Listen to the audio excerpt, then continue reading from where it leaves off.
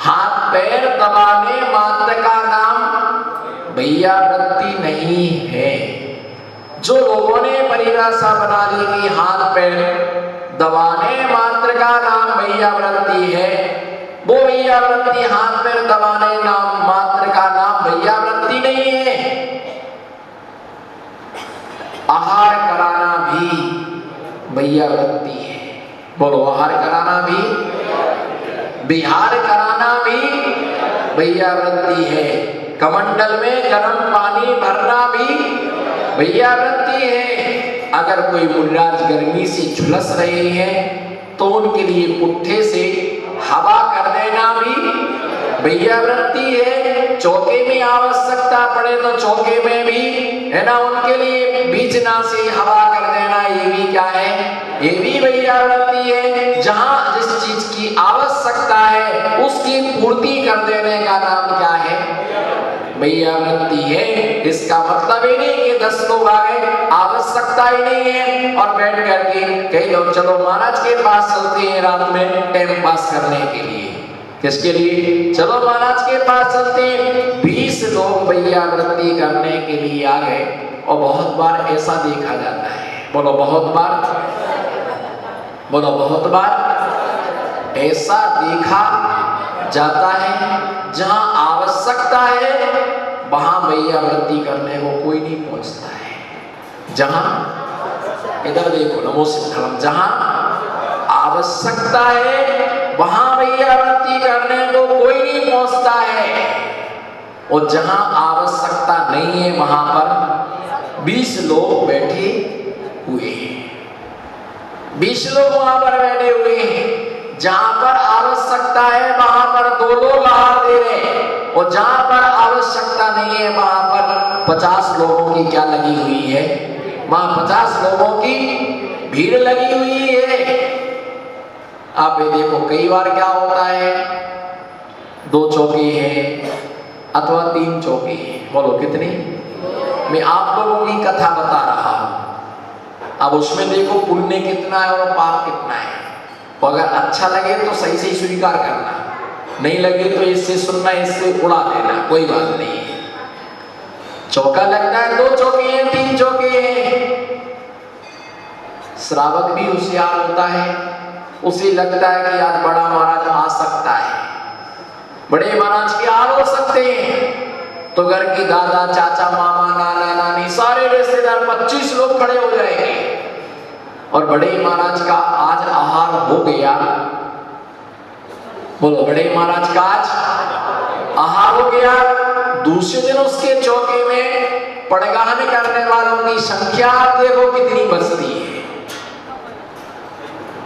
बोलो बोलो, जिस दिन बड़े महाराज का आहार हुआ उस दिन आहार देने पड़गाने के लिए 25 लोग थे, और दूसरे दिन ऐसी लगता जैसे इसके घर में उठाओ ना, सिर्फ कितने लोग, 3 लोग, 4 लोग, बस 2-3 लोग ही रह जाते हैं। बस समझ जाओ इस चौकी में बड़े महाराज का आहार थई गयो।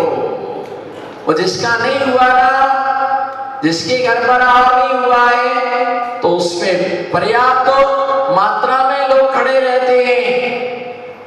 आपके भावों में गिरावट आई, आपके भावों में गिरावट आई है, ये निश्चित मान करके चलना। अरे जो उत्साह हमारे पास पहले दिन चौके में था, वही उत्साह हमारे अंदर दूसरे दिन भी होना चाहिए। वही उत्साह हमारे अंदर तीसरे दिन भी होना चाहिए। वही उत्साह हमारे अंदर चौथे दिन भी होना चाहिए। वही उत्साह हमारे अंदर 5वें दिन भी होना चाहिए। वही उत्साह हमारे अंदर 6वें दिन भी होना चाहिए। इससे पुण्य कर्म का आश्रय तो जितना हुआ, लेकिन दूसरे के प्रति हमारा सम्मान का भाव नहीं रहा, तो उससे पाप कर्म का भी क्या होता है, आश्रय होता है। आवश्यकता के अनुसार हम क्या करते हैं, आवश्यकता जहां पर होती है वहां भैया वृत्ति करने कोई नहीं पहुंचता है, और जहां आवश्यकता नहीं है वहां 50 लोग पहुंच जाते हैं। तो हाथ पैर दबाने मात्र का नाम भैया वृत्ति नहीं है। क्या? हाथ पैर दबाने मात्र का भैया वृत्ति नाम नहीं है। जहां जहां हमें जिस जिस चीज की आवश्यकता है उस चीज की आवश्यकता की पूर्ति की जाए, उसका नाम क्या है? उसका नाम क्या है? उसे भैया वृत्ति हम कहते हैं कि भैया वृत्ति। कोई वृद्ध साधु है, उसे हाथ का सहारा देकर के उनको ऊपर चढ़ा देना, उनके लिए बिठाल देना, है ना, ये भैया वृत्ति है। कमंडल साथ में लेकर के चलना, ये भैया वृत्ति है। उनकी सुरक्षा करना, ये भी भैया वृत्ति कहलाती है। और भैया वृत्ति महान महान महान फल को प्रदान करने वाली होती है। भैया वृत्ति का जो फल कहा गया है शास्त्रों में, भैया वृत्ति करने से तीर्थंकर जैसी महान प्रगति का क्या होता है? बंध होता है। और ये ध्यान रख के चलना कि जिसने नरकायु का बंध कर लिया है, ऐसे जीव के लिए ऐसा जीव आहार दान नहीं दे सकता है। क्या नहीं कर सकता है? दान तो दे सकता है, पर वो आहार दान क्या समझ में आया? बोलो। जिसने नरकायु का बंध कर लिया है, ऐसा जीव दिगंबर मुद्रा के लिए आहार दान नहीं दे सकता, नहीं दे सकता, नहीं दे सकता। आलू महत्वशाली बात नहीं है। बोलो। आलू का छोड़ना महत्वशाली बात नहीं है, प्याज का छोड़ना महत्वशाली बात नहीं है, रात्रि भोजन का त्याग करना महत्वशाली बात नहीं है, सोले के कपड़े पहनना कोई महत्वशाली बात नहीं है। महत्वशाली बात यह है कि तूने नरकायु का क्या कर लिया है? राजा सैनिक मरते मर गया, पर वो आहार दान नहीं दे सकता। शास्त्र दान कोई भी दे सकता है, अभयदान कोई भी दे सकता है, लगाने की औषध दान कोई भी कर सकता है, परंतु आहार दान सबके बस की बात नहीं है। बोलो। आहार दान सबके बस की बात नहीं है। सोचते हैं कल जाएंगे, परसों जाएंगे, सोचते किसी के घर में क्यों जाना, कोई क्या कहेगा, रहने तो दो, नहीं जाना है। पर एक टेस्टर है, कहीं नरकायु का बंध तो नहीं हो गया, नरकायु का बंध तो नहीं हो गया। श्री कृष्ण ने तीर्थंकर प्रगति का बंध किसके बल पर किया? उन्होंने ऐसा कौन सा कार्य किया जिससे उन्होंने तीर्थंकर जैसी महान प्रगति का उनके लिए बंद हो गया? बताइए, कैसे कौन सा कार्य किया? श्री कृष्ण ने तीर्थंकर प्रगति का बंद किसके बल पर उन्होंने किया? एक छोटे से कार्य ने महान कार्य कर दिया। तीर्थंकर बनने के लिए, तीर्थंकर भगवान की प्रतिमा स्थापना करने के लिए लाख रुपए चाहिए, पर तीर्थंकर बनने के लिए 1 रुपए की भी जरूरत नहीं है। आत्मा के परिणामों की निर्मलता 5 रुपए से भी तीर्थंकर प्रगति का बंध हो सकता है। कितने रुपए से? बोलो, कितने रुपए से? अब रुपए से तीर्थंकर प्रगति का बंध नहीं होता है, इस बात को समझने की बात है।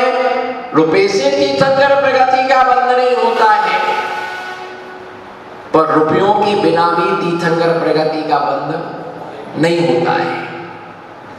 रुपए से तीर्थंकर प्रगति का बंध नहीं होता है, रुपयों के बिना भी तीर्थंकर प्रगति का बंध नहीं होता है। शक्ति त्याग, अगर 4 प्रकार के दान तुम्हें देना है तो उसमें पैसे की आवश्यकता है। आहार दान अपनी वस्तु से होता है। बोलो, आहार दान अपनी वस्तु से होता है। श्री कृष्ण ने तीर्थंकर प्रगति का बंध कैसे किया? नगर में मुनिराज का जब आगमन हुआ, नगर में जब मुनिराज का आगमन हुआ वो मुनिराज आहार औसत अस्वस्थ थे, बीमार थे, उन्होंने औषध दान दिया और औषध दान के द्वारा उन्होंने तीर्थंकर जैसे महान प्रगति का बंद किया। और उन्होंने औषध दान नहीं दिया, और लड्डू बनवाए औषधि के, और लड्डू बनवा करके जितने चौके थे सारे चौकों में लड्डू भिजवा दिए और वो लड्डू चल गए, क्योंकि स्वयं आहार दान देने की पात्रता उनके अंदर नहीं थी। वो आहार दान नहीं दे पाए, दे सके, औषध दान नहीं दे सके, पर उन्होंने औषध दान लड्डू बना करके हर चौके में भिजवा दिया और वो औषध दान चल गया, जिसके कारण से उनको तीर्थंकर जैसे महान प्रगति का बंद हो गया। आगे जाकर के उनको भविष्यत कालीन 24वीं में 19वां निर्मल नाम का तीर्थंकर बनना है। कौन से तीर्थंकर बनेंगे? निर्मल नाम के 19वें नंबर तीर्थंकर उनको श्री कृष्ण 19वें नंबर के तीर्थंकर बनेंगे, जिनका नाम होगा निर्मल, जिनका नाम होगा निर्मल नाम के 2 तीर्थंकर बनेंगे। कितना? क्या करने से? बोलो क्या करने से? बोलो क्या करने से? औषध दान देने से। औषध दान देने से एक बार उन्होंने औषध दान के लिए दिया और एक बार के औषध दान से उन्होंने तीर्थंकर प्रगति का बंद कर लिया। परंतु ध्यान रख के चलना, आप कहेंगे हमने तो कई बार दान दिया। बोलो हमने तो कई बार दान दिया। जोर से बोलो ना, हमने कई बार दान दिया। और कई बार तुमने दान तो दिया, तुमने दान दिया कि देना पड़ा? बोलो दिया कि देना पड़ा? इतनी देर तक कौन खड़ा रहे? एक गिलास लेके हमको बिठा दो, पहले एक गिलास लेके हमारे बिठा रहे, कितनी देर तक कौन खड़ा रहे? भैया शिखर जी के साथ जो नियम लागू होता है सब में शिखर जी के साथ वही नियम चौके में भी लागू होता है। शिखर जी में क्या नियम लागू होता है? क्या लिखा रहता हो 2 लाइनों में? हाँ वो मुझे याद नहीं आ रहा, स्मृति बहुत शार्प है आपकी। बोलना क्या? हाँ बोलो सब बोलो ना। जो गूंगा हो उसको डिस्काउंट दे। बोलो भाव सहित बंदे जो कोई, ताही नरक गति नहीं कोई। एक बार फिर से बोलना, भाव सहित बंदे जो कोई, ताही नरक पशु गति नहीं होई। भाव सहित बंदे जो कोई, ताही न, जो भाव सहित होकर के तीर्थराज की वंदना करता है, जो क्या भाव सहित होकर के तीर्थराज की जो वंदना करता है, वो नरक और त्रियंश गति के लिए प्राप्त तो नहीं होता है। भाव सहित पड़गान जो मुनिराज का करते हैं, भाव से सहित होकर के जो आहार दान देते हैं, आहार दान देते समय ऐसा भाव होना। बोलो आहार दान देते समय, बोलो ना आहार दान देते समय ऐसा भाव होना। अहो भाग्य हमारा, बोलो अहो भाग्य, एक सौभाग्य हमारे लिए प्राप्त हुआ। बोलो ये सौभाग्य हमारे लिए प्राप्त हुआ। अगर 10 लोग होंगे आहार देने को तो तुम्हारा नंबर कितने बार आएगा? 2 बार, 3 बार। अगर 3 लोग होंगे आहार देने को तुम्हारा नंबर कितने बार आएगा? जब भीड़ ज्यादा होती है तो फुटकर में आहार देने को मिलता है, और भीड़ कम होती है तो थोक में फिर क्या मिलता है? अब आहार तुम्हें अकेले देना पड़ा तो उसकी खुशी मनाना या दुख होना, दुखी होना, बताइए है? लेकिन बहुत बार ऐसा होता है, बहुत बार ऐसा होता है कि जब हम क्या करते हैं, दुखी हो जाते हैं। बहुत बार हम दुखी हो जाते हैं। बहुत समय के बाद इस सौभाग्य में प्राप्त होता है दान देकर के हमारी आत्मा का ऐसा भाव होना। बोलो दान देते समय हमारी आत्मा का, बोलो ना, दान देते समय हमारी आत्मा का ऐसा भाव होना, ये सौभाग्य आज मुझे प्राप्त हुआ है। बोलो, ये सौभाग्य आज मुझे प्राप्त हुआ है। देते रहो, देते रहो। आप भविष्य के राजा श्रेयांश हो। तुम्हें खबर पड़ी नहीं पड़ी? हुकाई की दी तुम भविष्य के, बोलो ना, तुम भविष्य के राजा श्रेयांश, तुम भविष्य की लक्ष्मीमती हो। हम भविष्य के तीर्थंकर हैं। भविष्य में जब इस पर्याय अंदर किसी ना किसी पर्याय में तीर्थंकर पद के लिए प्राप्त होंगे, 16 कण भावना को भाते रहेंगे तो तीर्थंकर पद प्राप्त होगा। राजा श्रेयांश ने श्रीमती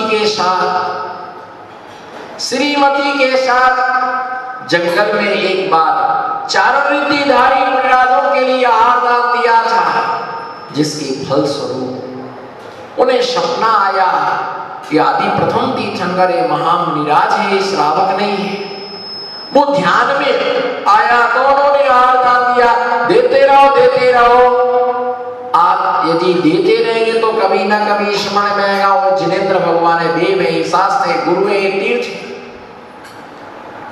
आहार दान कितना दिया ये महत्वशाली नहीं है। बोलो आहार दान, जोर से बोलो, आहार दान कितना दिया ये महत्वशाली नहीं है।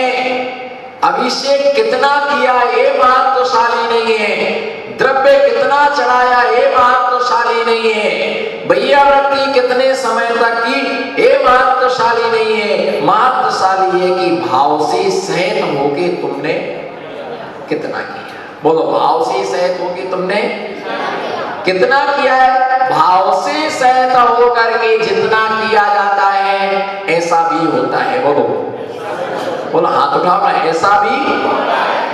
जो आपको निद्रा देवी आ रही ना आपके पास, वो चली जाएगी। बोलो, ऐसा भी होता है। कैसा कैसा होता है? कैसा होता है? ऐसा भी होता है। बोलो ना, ऐसा भी। अरे ऐसा भी होता, ऐसा भी होता है। हम पूजा कर करके मरे जा रहे हैं, ना स्वर्ग मिला ना घर मिला। बोलो, हम पूजा कर करके, बोलो भाई, महासभा के पहले धर्म सभा। बोलो, महासभा के पहले